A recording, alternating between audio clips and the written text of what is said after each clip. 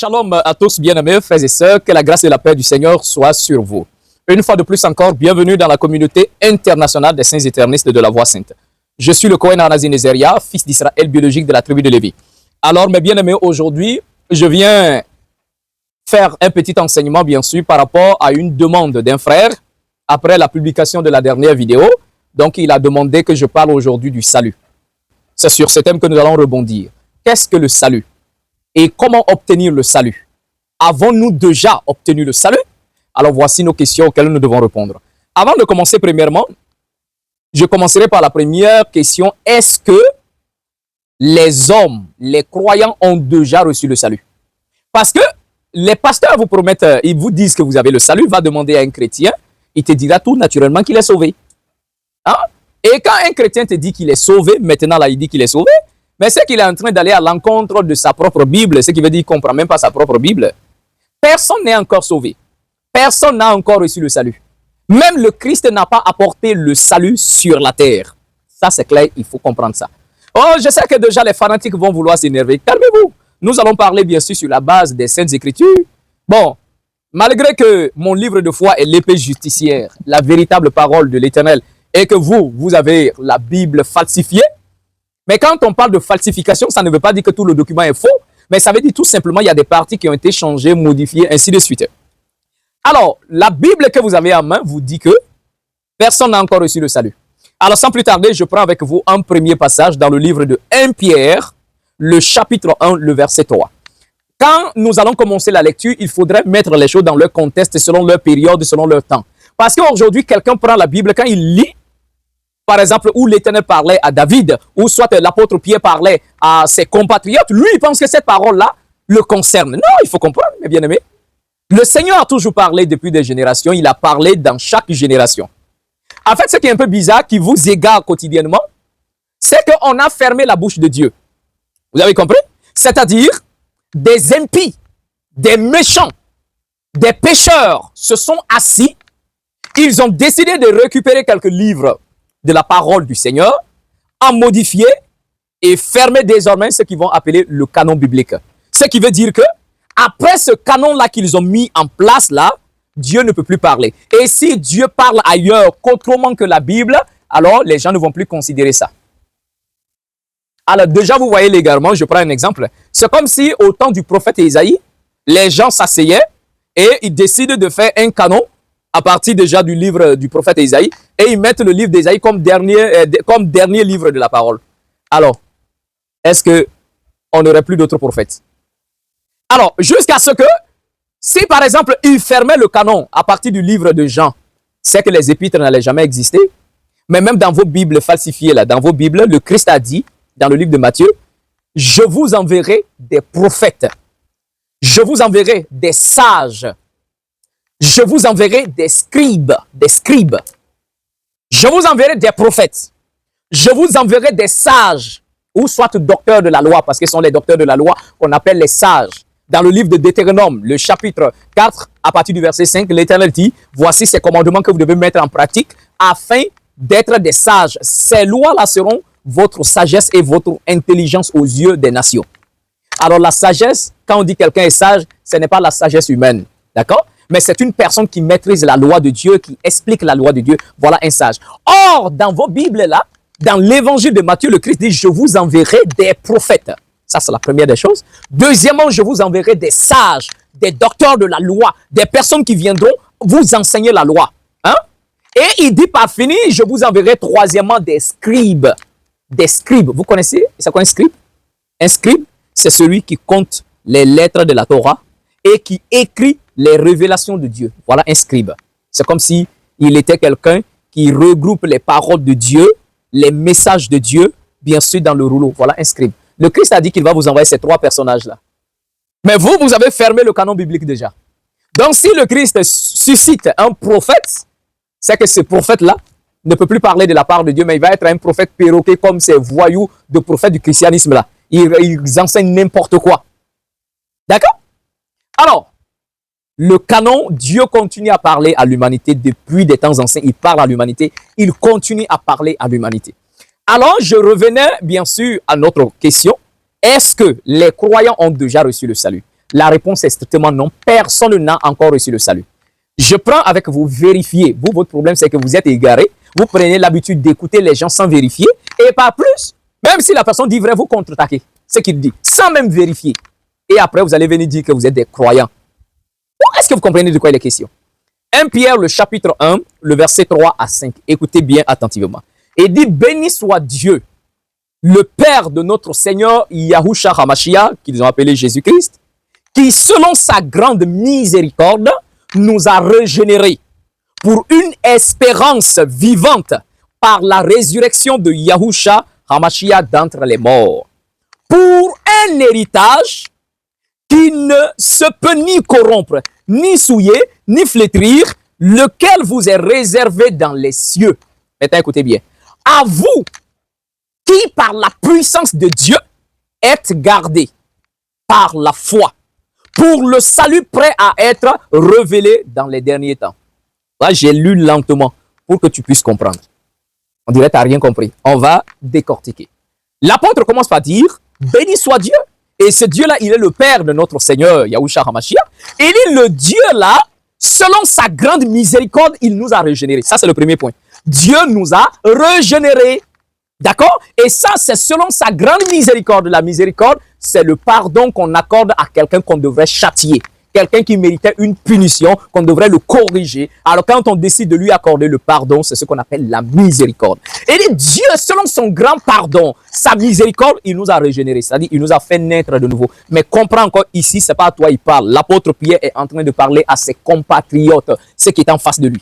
Ça, c'est la première des choses. Et dit, étant régénéré par Dieu, selon sa grande miséricorde, le but, c'est pourquoi? Pour une espérance vivante.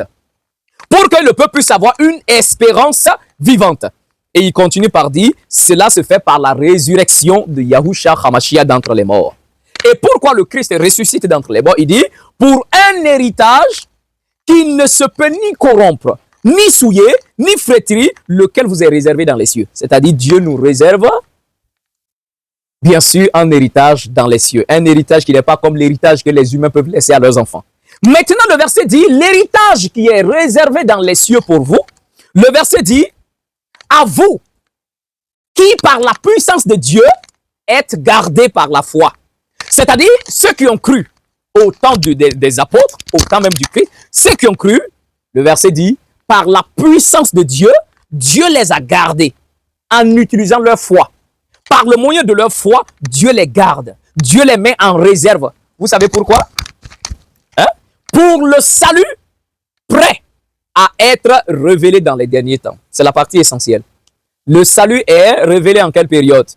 Dans les derniers temps, n'est-ce pas? Mais tu vois que ceux qui ont cru là, le verset 5 dit, vous qui par la puissance de Dieu êtes gardés. Ceux qui ont cru ont été gardés. Ceux qui ont cru au Christ, qui ont cru par le message des apôtres, on ne les a pas donné le salut, on les a gardés pour le salut qui va être révélé à la fin des temps. Parce que le salut, c'est pour la fin. Tu as déjà compris ça? Si tu as compris, on progresse alors. Alors, je prends également un deuxième passage. Je suis obligé de prendre dans la Bible pour vous parler, d'accord? Mais pour ceux qui sont les éternistes, je prends l'épée justicière pour les enseigner. Mais pour vous qui nous suivez, qui n'êtes pas des éternistes ou qui avez encore besoin de preuves, alors, Romains chapitre 13, le verset 1. Romains chapitre 13, le verset 11, voilà ce qui est écrit. Cela importe d'autant plus que vous savez en quel temps nous sommes. D'accord? C'est l'heure de vous réveiller enfin du sommeil. Car maintenant le salut est plus près de nous que lorsque nous avons cru. L'apôtre dit, mais bien aimé, est-ce que vous savez en quelle période nous sommes? Alors c'est l'heure de vous réveiller, ce n'est plus le temps de dormir. Réveillez-vous enfin de votre sommeil spirituel. Car en ce moment-là, le salut est plus près de nous que lorsque nous avons cru. Vous avez compris ça? Ou bien tu fais semblant de ne pas comprendre. Ton cœur est déjà fermé, cher pasteur, parce que toi, tu te dis que tu as le salut, donc ta tête est déjà carrée là-dessus. Mais face à tes propres écritures, ton cœur rejette. L'apôtre Paul est venu après le Christ, d'accord? Et le Christ est mort, ressuscité, il est parti. Les 12 apôtres étaient là, ainsi de suite, jusqu'à ce que l'apôtre Paul, qui était le persécuteur de la communauté, se convertisse, bien sûr. Et après, il est appelé, bien sûr, à prêcher la parole. Et l'apôtre Paul, quand il prêche la parole, il est persécuté à tel point qu'il est mis en prison à Rome. Et il décide d'écrire des messages, bien sûr, à ses compatriotes, à ses frères. Donc, il écrit aux Romains pour dire, mes bien-aimés, réveillez-vous de votre sommeil. Car à l'instant où je suis en train de vous écrire cette lettre-là, le salut est plus près de nous que lorsque nous avons cru. Si toi, tu n'es pas allé à l'école pour accompagner les autres, et si tu n'es pas bête, que tu n'es pas allé à l'école pour accompagner les autres, si tu n'as pas escaladé les murs pour tomber derrière, hein, on dit école buissonnaire, non? Si toi, tu n'es pas allé sauter les clôtures, là, le verset dit, le salut est plus près de nous que lorsque nous avons cru. C'est-à-dire, l'apôtre Paul est en train de dire, même quand le Christ est venu, même quand les apôtres ont prêché et que les hommes ont cru, le salut n'était pas encore là. Le salut était très loin. Mais il dit à l'instant où même je suis en train de vous écrire, le salut n'est pas encore venu. Mais le salut s'est encore approché un peu plus de nous. Le salut est plus près de nous qu'au début quand nous avons cru. Au départ, quand on a cru, le salut était trop loin. Mais maintenant, là, le salut s'est approché, plus près de nous. Vous avez compris ça? Et toi, un vaurien pasteur, là, tu viens dire que tu es sauvé. Et lui, il dit, moi, je suis sauvé, je suis sauvé. Tu es sauvé? D'accord. On verra si tu es sauvé. Voilà ce que la parole dit. À moins que tu rejettes, hein, soit prends ta Bible, il faut couper cette partie-là. Hein, coupe et puis enlève. Vous pensez que c'est comme ça on reçoit le salut? Avec ta vie pourrie, tu vis dans le péché. Et toi, tu penses que pour obtenir le salut, c'est facile. Parce que oui, tu as cru. La parole dit quiconque croira au Seigneur et celui qui confessera de sa bouche que le Mashiach est le Seigneur sera sauvé. On dit sera sauvé, est-ce que ça veut dire il est sauvé? Mais il y a un processus pour le salut. Il y a un processus établi pour le salut. Et toi, tu viens taper ta poitrine, tu es sauvé. Qu'est-ce que le Christ dit? Vous serez haïs de tous, celui qui ne prend pas sa charge, bon, dans vos Bibles, celui qui ne prend pas sa croix et ne me suit pas, et n'est pas digne de moi. Après, il dit, celui qui persévérera jusqu'à la fin sera sauvé. Celui qui va persévérer jusqu'à la fin sera sauvé. Mais il parle déjà à ses disciples, non? Il parle à ceux qui croient en lui déjà. Mais il dit, non, vous avez cru, ok, mais vous n'avez pas encore le salut, vous n'êtes pas encore sauvé. Il faut persévérer maintenant jusqu'à la fin. Il faut persévérer jusqu'à la fin. Et si tu meurs, ça sera la fin pour toi. Mais il faut que tu persévères jusqu'à ce que tu meurs. On se comprend? Et si tu meurs, tu es gardé. Encore, pas encore le salut, tu es gardé. Mais tu es déjà sur la liste peut-être de ceux-là qui seront sauvés. Vu la façon dont tu as vécu, tu es mis de côté. Gardé pour le salut qui va être dévoilé à la fin. Le salut est plus près de nous que lorsque nous avons cru, dit l'apôtre Paul en son temps. Maintenant, je vais encore... Quelqu'un va dire, oui, mais si c'était l'apôtre Paul qui a dit ça en son temps, mais depuis ce temps-là jusqu'à nous, c'est que nous, maintenant, on est sauvés. Le salut est maintenant arrivé. Il faut que tu te calmes et puis lire les Écritures. Hébreux chapitre 9, le verset 28. Bon, malgré encore qu'il y a des parties falsifiées, mais je vais lire ça comme ça parce que tel n'est pas notre sujet. Il dit, de même Christ, le Mashiach, qui s'est offert une seule fois pour porter les péchés de plusieurs, mais le texte ne dit pas porter les péchés de plusieurs, mais il s'est offert en intercesseur de plusieurs. On va continuer comme ça. Maintenant, le verset dit, apparaîtra sans péché une seconde fois à ceux qui l'attendent pour leur salut. Ah ah, t'as compris ou t'as pas compris encore? Tu as besoin que j'explique ça encore? Le verset dit, le Christ est venu une fois, non? Il est mort, il est ressuscité. Il a prêché un message. Il a laissé une parole sur la terre. Vous pensez que les gens sont sauvés comme ça? Non. Il reviendra pour faire le bilan. Et c'est quand il revient pour faire le bilan, c'est là qu'on saura qui est sauvé et qui n'est pas sauvé. Tu n'as même pas encore passé ton bilan. Et toi, tu dis que tu es sauvé déjà. La parole dit, le Christ reviendra une seconde fois. Tu n'as pas compris le mot seconde fois, mais tu n'es pas allé à l'école. Seconde fois, ça veut dire deuxièmement. D'accord? Il viendra une seconde fois. Et il apparaîtra à ceux-là qui l'attendent pour leur salut. Les croyants sont gardés, dit 1 Pierre. Ils sont là, ils doivent attendre jusqu'à ce que le Christ revienne. Et quand le Christ reviendra, alors c'est à partir de ce moment-là, on fait le bilan pour savoir qui est sauvé, qui n'est pas sauvé. Voici la réalité. Non, arrête, dégonfle-toi un peu. Ce n'est pas les bêtises que les pasteurs vous ont enseignées là. Dégonfle-toi. Au contraire, l'apôtre... Dans le livre de l'apôtre Paul dit toujours aux Philippiens, il dit travaillez à votre salut. Donc, travaillez pour votre salut, mon vision, mais travaillez à votre salut. Ça va être dans le même sens. On travaille à son salut. Ok? L'apôtre Pierre dit encore, mais bien aimé, il faut comprendre que le temps arrive où le jugement, Dieu vient d'abord pour juger. Il dit le jugement va commencer par la maison de Dieu. Il dit, or, si le juste se sauve difficilement, le verset s'écrit en bas de l'écran. Paul dit, tu connais pas? Il dit, celui-même qui est juste là, qui dit il est juste, il dit pratique, il dit on dit le juste là, se sauve difficilement. L'apôtre Paul dit aux Philippiens, travaillez à votre salut. On travaille pour son salut. On se comprend? On travaille pour son salut, c'est pas vos bêtises. Par exemple, il déforme le verset, oh mon bien-aimé, c'est par la grâce que vous êtes sauvés, par le moyen de la foi. Cela est un don de Dieu, ce n'est pas par les yeux pour ne pas que quelqu'un se glorifie. Vous ne comprenez même pas de quoi il est question. Le salut est divisé en deux parties. D'accord? Le salut étant divisé en deux parties, c'est quoi la grâce? La première partie du salut, c'est ce qu'on appelle la grâce. Et la deuxième partie du salut, c'est ce qu'on appelle le jugement ou soit le bilan. La grâce, c'est quoi? La grâce, c'est que tu es sur la voie de la perdition. Tu as tellement péché, tu as tellement fait le mal, à tel point que tu es disqualifié du royaume. Tu es candidat pour les enfers.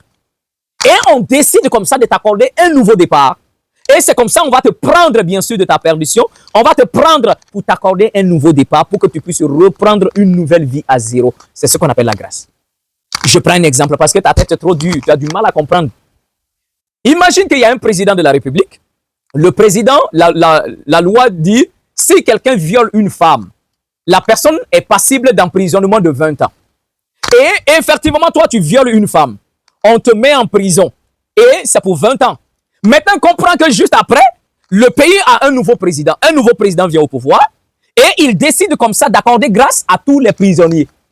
Il décide d'accorder un nouveau départ. Puisque le président dit, je suis venu au pouvoir, donc ce sera un nouveau départ pour le pays. Même les prisonniers, je les accorde un nouveau départ. Alors, il accorde grâce en libérant tous les prisonniers. Or, toi, tu as fait seulement 1 an en prison. On te libère de la prison.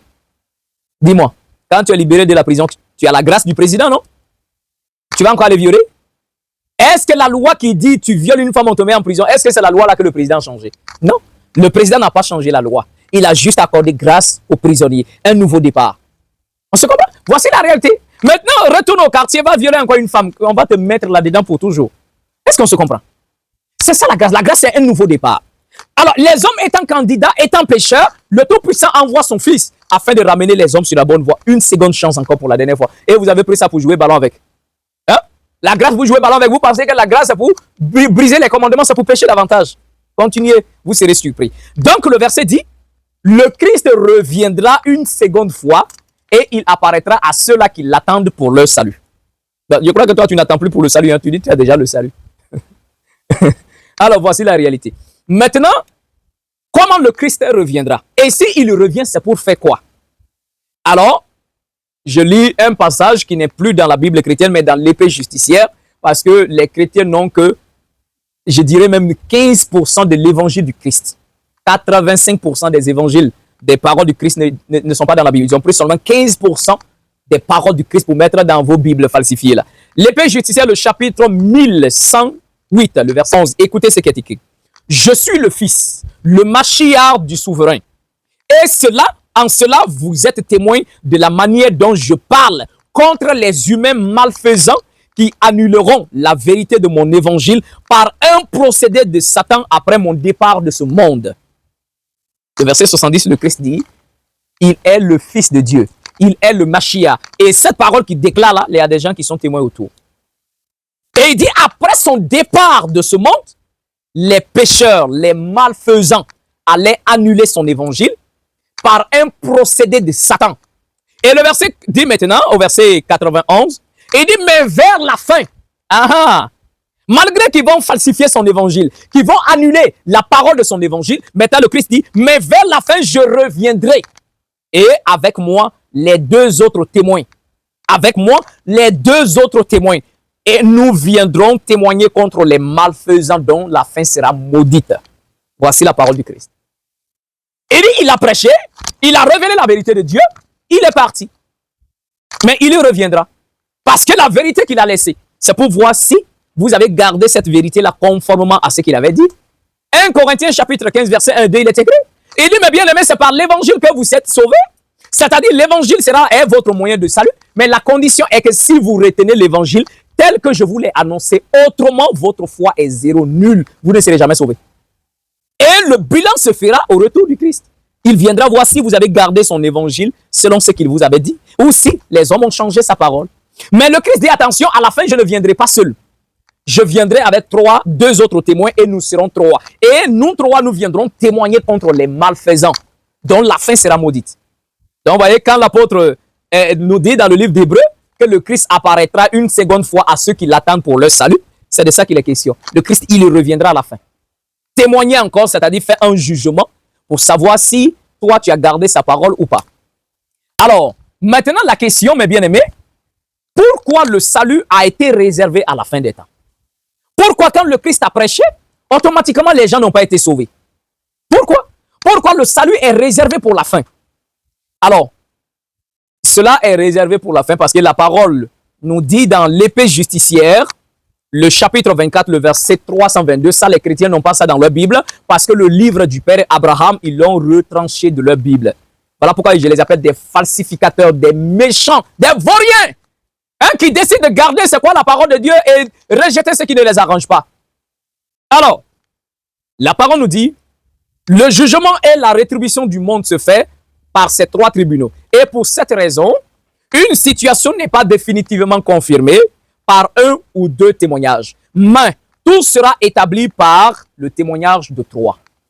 Ici, c'est le Père Abraham qu'on a amené au ciel. On est en train de lui montrer comment les jugements s'effectueront. Et on l'amène, on lui dit, le jugement dernier se fera par trois tribunaux. Et pour cette raison, une situation ne peut pas être définitivement confirmée quand il y a un ou deux témoins, ça ne suffit pas. Mais tout sera établi sur la parole de trois témoignages. Et le jugement se fait par trois tribunaux. Vous voyez le chiffre 3 étant lié à la justice et à la vérité de Dieu. Ça, c'est là-bas. Donc, il faut trois témoignages pour que les hommes soient sauvés ou que les hommes soient condamnés. On se comprend? Et également, je lis un autre passage. Alors, vous pouvez trouver juste en bas de l'écran leur correspondance, bien sûr, dans la Bible chrétienne que vous avez. L'épée justicière, le chapitre 1262, il est écrit, « C'est la troisième fois que je viens chez vous. Par la bouche de deux ou de trois témoins, toute parole sera établie. » Ça, c'est le Nouveau Testament. C'est l'apôtre Paul qui parle. L'apôtre Paul dit, « C'est la troisième fois maintenant que je viens chez vous pour vous parler, pour vous donner des messages, trois messages. » Et l'apôtre dit, « Car par la bouche de deux ou de trois témoins, tout sera établi. » Même les apôtres ont continué à fonctionner avec le principe de trois. Je prends encore un autre passage. L'épée justicière, le chapitre 1297, à partir du verset 19. « Et il ne reçoit pas d'accusation contre un ancien, excepté sur la déposition de deux ou de trois témoins. » Là, dans la communauté de l'apôtre Paul, il écrit à Timothée, son fils, et il dit, mais attention, dans la communauté, il ne faut jamais recevoir, il ne faut jamais accepter une accusation contre un ancien, à moins que cela soit sur la déposition de deux ou de trois témoins. Là, tu peux savoir, même si on venait dire que l'ancien là, il commet l'adultère. Hein. Si c'est un témoin, il dit ne reçoit pas. Il faut au moins deux. Si l'affaire n'est pas trop grave, deux témoins. Mais si l'affaire est trop grave, il faut chercher trois témoins.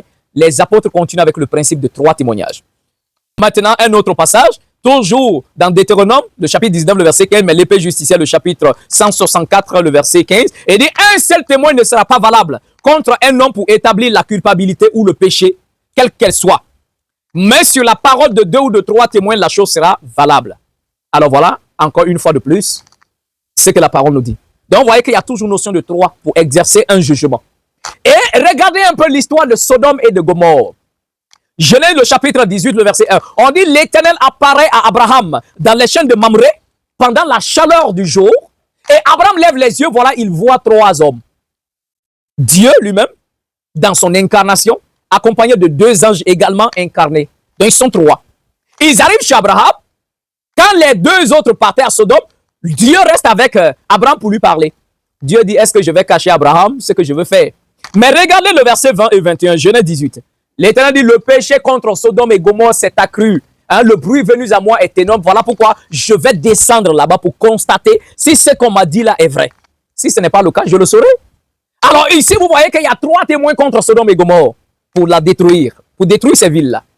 Et vous pensez que pour le monde entier, le jugement se fait également par un témoignage? Non, Dieu donne également à l'humanité trois témoignages. Et c'est sur la base des trois témoignages qu'il condamnera l'humanité. Voilà pourquoi le Christ dit, vers la fin, je reviendrai avec les deux autres témoins. Alors pourquoi le salut est mis à la fin? Pourquoi quand le Christ a prêché, le salut n'est pas venu immédiatement? C'est impossible. Parce qu'il faut que le premier témoin qui a apporté le premier témoignage de Dieu arrive. Ça, c'est Moïse. Le deuxième témoin qui a apporté le deuxième témoignage, ça, c'est le Christ. Et le troisième témoin qui apporte le troisième témoin de Dieu, qui est Yachaël. Donc, il faut que les trois reviennent pour faire le bilan de l'humanité. Et ainsi, on saura qui est qui. On se comprend? Vers la fin. Et c'est à partir de ce moment-là, alors le bilan est effectué. Après le jugement, on saura qui est sauvé, qui n'est pas sauvé. C'est ce qui est dit, l'évangile du jugement. On se comprend? Voici la réalité. Et les trois témoins ont toujours travaillé ensemble. Dans votre Bible, prenez la montagne de transfiguration. On dit le Christ monte sur la montagne pour prier, son vêtement devient blanc. Et soudain, Moïse, qui est le premier témoin, d'accord, qui a porté la Torah, mais également avec, si je peux dire comme ça, son assistant, qui est également le prophète Élie, parce que Élie est quand même l'incarnation ou le représentant de tous les prophètes de Dieu qui ont témoigné sous Moïse, bien sûr. Parce qu'après Moïse, les prophètes sont venus toujours rendre témoignage, bien sûr, à la Torah. Moïse a pour apôtre les prophètes qui sont venus, c'est-à-dire depuis lui jusqu'à Malachie. Ceux-là, ils sont comme les apôtres de Moïse. Ils apparaissent au Christ sur la montagne et puis ils sont en train de parler ensemble. Le Christ étant le deuxième témoin. Et dans la troisième alliance étant bien sûr l'évangile du jugement. Et là, comme pour ceux qui sont déjà habitués, l'incarnation de l'Éternel, toujours le Mashiach étant présent et Moïse étant toujours présent. C'est de ça qu'il est question. Et voilà où nous en sommes. Alors, mes bien-aimés, comprenez que le salut est un élément commun. Vous savez, dans le christianisme, on enseigne aux gens que le salut est personnel. Malgré qu'aucun verset ne prouve cela, mais parce que les maudits pasteurs ont dit que le salut est personnel, et les gens ont commencé à croire que le salut est personnel, ils ont enseigné ça sans preuve de la parole, à tel point que même les païens aussi disent que le salut est personnel. Mais je défie n'importe quel pasteur au monde de montrer un seul verset dans leur Bible là qui dit que le salut est personnel. Qu'il montre un verset. Mais je vous donne déjà un premier verset. Hein? L'épée justicière, le chapitre 1317, mais tu peux trouver ça dans le livre de Jude. Ok? Le chapitre, un seul chapitre au verset 3. Qu'est-ce qui est écrit? Il dit, bien-aimé, je le fais en toute hâte en vous écrivant au sujet de notre salut commun. Au sujet de notre salut commun. Est-ce qu'on a dit salut personnel? Au sujet de notre salut commun. Là, lui, il est en train de parler à ses compatriotes. C'est pour vous dire que le salut est une notion communautaire et non pas une notion individuelle. Ça n'existe pas. Ceux qui ont été avec Moïse ont été baptisés en Moïse, vous le dit un Corinthien. Ceux qui ont vécu au temps de Moïse, qui ont reçu la Torah jusqu'à ce que le Christ apparaisse sur terre, ils ont été baptisés en Moïse, dans le nom de Moïse, bien sûr. Et c'est Moïse qui exercera, bien sûr, le témoignage contre eux. Qu'est-ce que le Christ dit? Ne pensez pas que c'est moi qui vous accuserai devant le Père, ce n'est pas moi. C'est Moïse qui vous accusera. En lui, vous avez mis votre foi et surtout, vous ne faites même pas ce qu'il vous a dit. Ça, c'est aux pharisiens qu'il parle. Mais les pharisiens n'en ont pas vécu au temps du Christ, au temps de Moïse. Les pharisiens n'en ont pas vécu au temps de Moïse. Mais le Mashiach a dit, c'est Moïse qui va vous condamner. Même si Moïse est mort, il est parti, il a laissé un message. Et c'est ce message-là que vous suivez jusqu'à présent. C'est lui qui vous jugera. C'est lui qui vous condamnera. Parce que d'ailleurs, il a parlé de moi. Le Christ ne va pas juger ceux-là qui ont vécu au temps de Moïse. Ni même les pharisiens qui étaient en train d'enseigner. Ce n'est pas le Christ qui les jugera. Ce n'est pas le Christ qui témoignera contre eux. C'est Moïse. Et quand le Christ vient, il apparaît, il commence à prêcher. Tous ceux qui ont vécu en son temps, jusqu'à ce que le troisième témoin apparaisse sur terre, ceux-là seront jugés par le Mashiach. Le deuxième témoin. Et après, maintenant, que le troisième témoin a mis pied sur terre, et jusqu'à la fin, étant le troisième témoin, avec le troisième témoin, tous ceux qui auront vécu en son temps, et après même l'existence du troisième témoin, mais le message continuera jusqu'à la fin, alors ceux-là seront jugés, ceux-là seront condamnés, ils seront bien sûr, le troisième témoin témoignera contre eux, ils seront accusés par le troisième témoin, ou soit ils seront justifiés par le troisième témoin. Aussi simple que ça. Donc alors, sans plus tarder, mes bien-aimés, je vais juste m'arrêter là. C'était pour répondre à la question de notre bien-aimé. Personne n'a encore reçu le salut. D'accord? Alors, c'est à la fin, bien sûr, étant le troisième témoignage, au temps du troisième témoignage que le salut est dévoilé. Alors, mes bien-aimés, si ces notions-là vous intéressent, alors on a déjà fait assez d'enseignements par rapport à ces choses-là. Donc, vous pouvez contacter, bien sûr, notre compte YouTube. Allez regarder les anciennes vidéos, allez regarder les enseignements pour vous édifier. Et que le Tout-Puissant vous accorde sa grâce et qu'il vous bénisse abondamment. C'était le Cohen Hanazi Nezeria, fils d'Israël biologique de la tribu de Lévi. Et moi, je vous dis shalom à vous.